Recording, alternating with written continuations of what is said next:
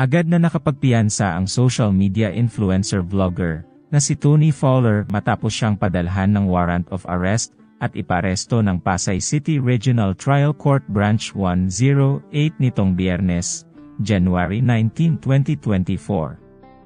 Ang pag-aresto kay Tony ay kaugnay ng kasong kriminal na isinampa sa kanya ng Kapisanan ng Social Media Broadcasters ng Pilipinas. Noong September 27, 2023, sinampahan si Tony ng paglabag sa Article 201 of the Revised Penal Code, in relation to Section 6 of Republic Act 10175, o Cybercrime Prevention Act of 2012. Dahil ito sa umano'y obscene o kalaswaan sa music video ng vlogger sa kanyang kantang MPL. Ayon sa ulat, ilang oras matapos arestuhin si Tony ay agad siyang nakapagpiyansa ng 120,000 pesos para sa panandaliang kalayaan. Noong September 30, 2023, mariing itinanggi ni Tony ang paratang sa kanya ng KSMBP sa pamamagitan ng isang official statement.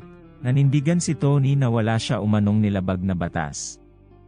Hango sa kanyang statement ay wala umanong karapatan ang KSMBP na ipagbawal kung ano ang kanyang sabihin, kung ano ang dapat niyang gawin o yasta. Hindi niyo pag-aari ang mga ito. Katawan ko, kwento ko, libog ko, opinyon ko, at pagkakababae ko, akin ito at hindi sa inyo.